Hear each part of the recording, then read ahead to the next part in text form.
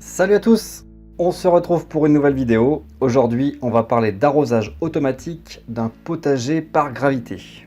Alors, vous avez votre serre dans votre jardin, vous avez mis des végétaux à l'intérieur et on est mi-juin, bientôt l'été, vous vous dites ils vont mourir de soif dès que je vais partir en vacances. Ou alors, ça me fatigue d'aller tous les jours les arroser.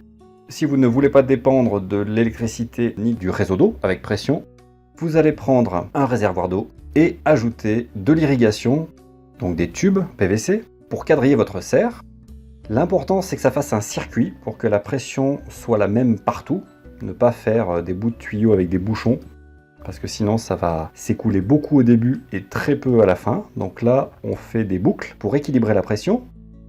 Et ensuite, à chaque endroit où on a envie d'irriguer, on va rajouter un petit connecteur qu'on va enficher dans le tube et on va régler le débit avec une petite molette. On verra tout ça dans la vidéo qui suit. Donc voilà, votre système est prêt, un réservoir, des tubes, des petits gouttes à gouttes et vous pourrez avoir une bonne autonomie sur votre arrosage sans être raccordé ni au réseau d'eau ni au réseau électrique.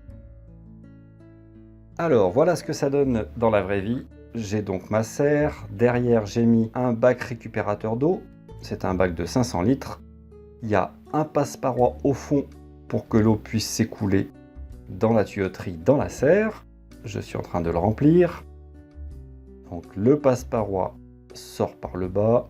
Évidemment, il faut percer un petit peu la serre, rajouter quelques raccords. Là, c'est des tubes de 19. Et ensuite, on va voir ce que ça donne dans la serre. Donc comme on l'a dit, j'ai essayé de quadriller tout ça. Donc les végétaux étaient déjà en place. J'ai rajouté un petit robinet pour pouvoir régler le débit. Toujours important. Des robinets au bout pour pouvoir purger s'il y a de l'air.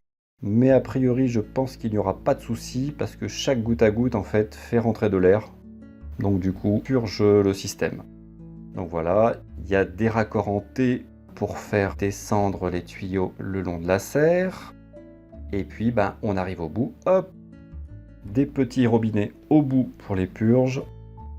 Le système est bouclé, donc la pression va être constante de partout dans le circuit. Ensuite, on va prendre des petits gouttes à gouttes. Ça coûte pas très cher. C'est des petits bitounous comme ça, là, vous allez les enfoncer dans le tube. Et ensuite, vous irez dévisser la petite molette rouge pour régler le débit, ou complètement bloquer d'ailleurs le flux d'eau. Donc je vais mettre le goutte à goutte, et puis je vous reprends juste après. Bon ça y est, c'est fait, ça a pris pas beaucoup de temps. Alors j'ai quand même pris une petite perceuse avec une toute petite mèche, parce que sinon le bout se plie en fait quand on appuie fort contre le tube. Les tubes de 19 sont quand même assez costauds, du coup ça le plie. Donc un petit coup de perceuse, et hop, on en fiche le goutte à goutte, donc c'est assez pratique.